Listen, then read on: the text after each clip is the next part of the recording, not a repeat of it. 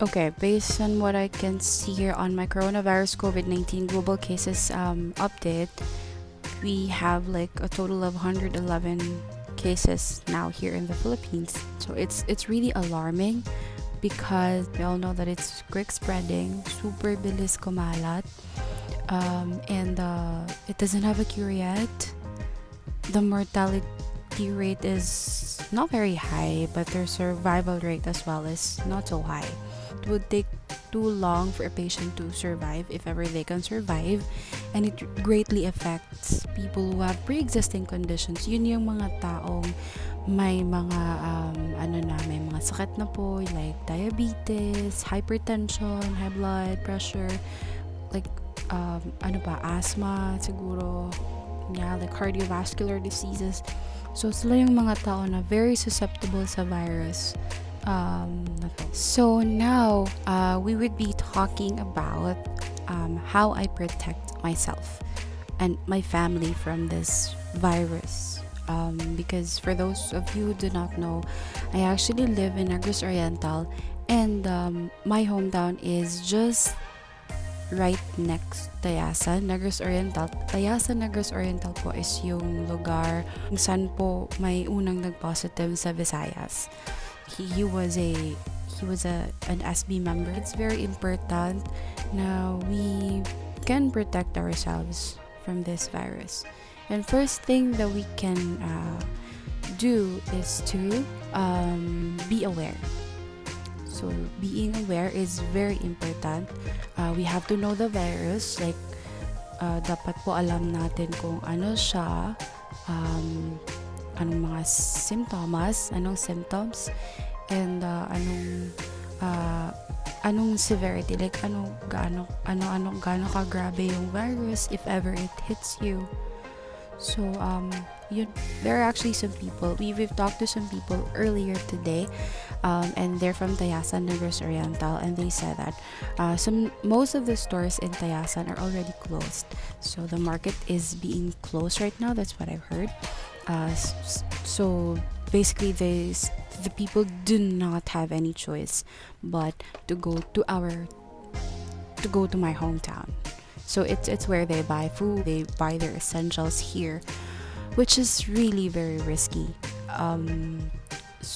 We could never avoid that because it's inevitable because people would always find a way to survive. As for me and my family, we just as much as possible we stay at home. Yeah, that's the very first thing. But if ever kailangan man naming lumabas, we wear masks. Yeah, actually po, I only use like the cloth one. Yeah, Hello Kitty pa. Binigay lang ng mom ko. I think out of stock na po yung mga surgical masks or yung blue ones. Wala na po. So ito na lang para sure, and social distancing na lang po. Like as much as possible, hindi na lang po makikipag-usap sa mga taong hindi nyo naman masyadong kilala. So just try to avoid talking to them first, and always bring alcohol with you. So pwedeng yung 70% po, 70% solution na alcohol, and then there's Gentle Protect for kids, and yeah. So make sure na malinis yung clothes mo. So all the clothes that you wear outside shouldn't be worn inside the house as much as possible. So like depende na lang if you feel like pumunta ka talaga sa public place. So of course you need to change your clothes when you go home. And also I try to hydrate. Yeah, we try to hydrate ourselves from time to time. As you can see at my back, I have a water dispenser right there, so I can hydrate myself from time to time. I drink a lot of water, a lot of fluids, just to keep my skin healthy. Yeah, just to keep my immune system working, because it's a viral infection. And also we take vitamins. So my mom gave me this. It's a Blue C non-acidic what do you call this? Non-acidic vitamin C. Yeah, you can just like take it once a day. And also, our family takes this what do you call this? Dietary supplement. This is not sponsored. Yeah, of course. Alam niyo naman, I only have 20 subscribers. So, basically, this is not sponsored. I just really want to, share lang po kung ano yung mga ginagamit ko to protect myself from this outbreak. So, our family has been using this product for like a few years now. So, members kasi yung parents ko sa AIM Global, that's Alliance in Motion Global, and they have this thing. It's C24/7. So yun nga, alternative product lang po to. It means that it's just like a herbal medicine. Basically, wala po siyang side effects, so you can actually take like around 2 to 3 capsules every day. Just for protection anyway, or just to strengthen your immune system. Kasi I think this is what the capsule looks like. So yeah, and then this is what it looks like at the back. Yan. So actually 30 capsules po to sa isang box. Kaya nga lang nagamit ko na yung iba. So like I think I only have like 7 left now, because this is really what I take, especially now that the coronavirus is really widespread. So you can take it when you have fever, because it might not cure the fever right away, but it will give you enough resistance. Hindi mo po talaga mafe-feel yung fever, like hindi ka masyadong pagod. Yeah, yung like you still have energy. You still have energy to walk around, to eat. Yung nagagawa niyo po is to just strengthen your immune system, which is very helpful po sa pag-fight ng mga sakit sa katawan mo, or sa pag-protect sa katawan mo from viruses or from other infections. So, yun po. And you can buy this. You can even go directly to any AIM Global stores or AIM Global centers, if there are any. I think marami po yan sa Metro Manila. Sa Visayas meron din. But I think meron ding mga pharmacies na nagbebenta nito. Ask nyo lang po yung mga pharmacies kung may ganito sila, may C24/7 sila. I think this is 35 pesos, 30 to 35 pesos per capsule. Medyo expensive po, pero super worth it. It's really worth it. Pwede nyo namang itry. I'm not saying na, this is the cure for COVID-19. I'm not saying something like that. Sinishare ko lang po. So, ito yung ginagamit namin. Especially yung parents ko. They use this a lot. My father takes this every day because he has hypertension. And so, it's really effective. I think there was a time my father had like his blood sugar rose up a little. So this is what he took.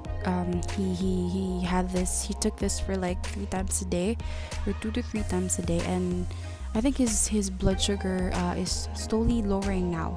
And for those of you who do not know, I actually have a dog. So he's now 3 years old, and when he was a year old, nagkaroon po siya ng parvovirus, which is, alam naman po natin na super hirap pong i-fight ng parvovirus. Actually, super low po ng survival rate ng parvo. Konti lang po talaga nagsusurvive, kasi nga po yun, nagkaka-diarrhea po yung dogs, nade-dehydrate po sila, which nagli-lead po into death.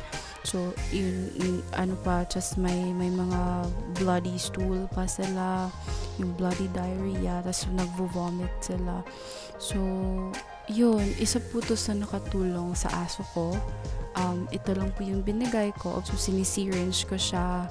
So, isa po to sa nakatulong kasi parvo is a virus. So, alam naman po natin na mahirap pong i-fight ang virus kasi walang cure.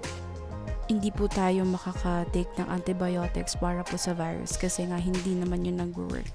So, yun, mahirap po yung napagdaanan ko sa dog ko. Pero, yun naman po, nagbunga naman po yung mga efforts ko, and ito po, this is super effective, super lifesaver po talaga to. Testimony po yung dog ko sa effect ng herbal medicine na to. And just like what we have now for COVID is also a virus. So, patients with COVID-19 can have this as an option too. So they can take this. If you know someone na may COVID-19 or was diagnosed or was tested positive with COVID-19, pwede niyo po itong i-share. Or if for protection lang po, para lang po mas hindi kayo madaling mahawaan po ng mga sakit or ng COVID-19, pwede po ito gamitin nyo. You can try this.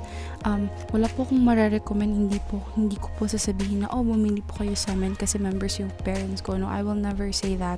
Sinishare ko lang po talaga to because this is what I can do. Ito lang po yung mako-contribute ko sa community. Especially now na super widespread po ng virus na to. Actually, hindi naman super duper, pero napaka widespread po niya sa province namin ngayon dito sa Negros Oriental.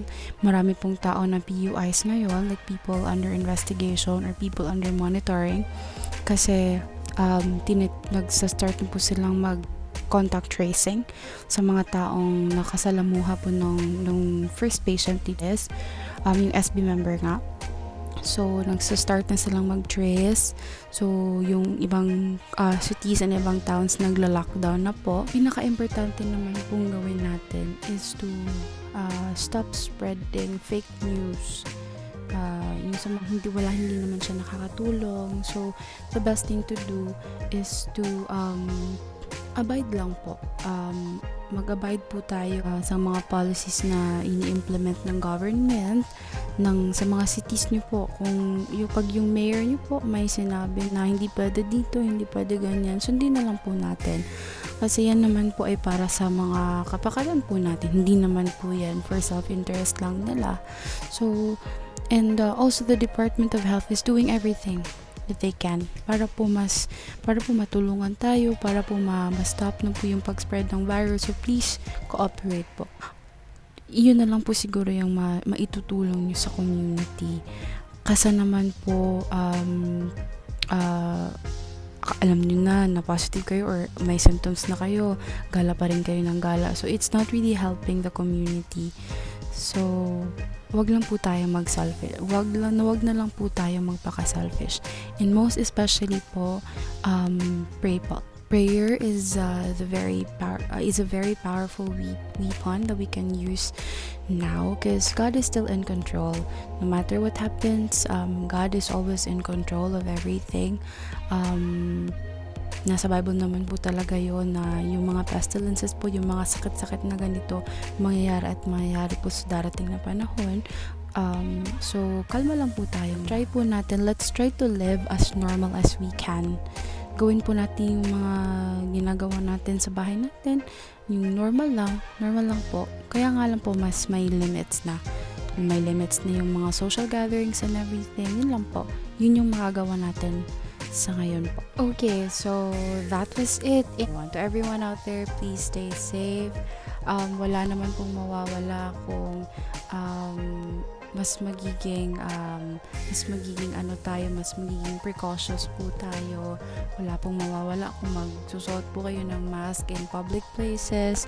Wala pong mawawala kung mag-take kayo ng vitamin. So yun na lang po ang dapat gawin natin ngayon. So goodbye for now. See you po sa next na video natin. Bye! By the way po pala, paka-subscribe naman po. Please subscribe to my channel and please like my videos. Pwede niyo pong i-share para po mas magiging aware po ang lahat. So, bye!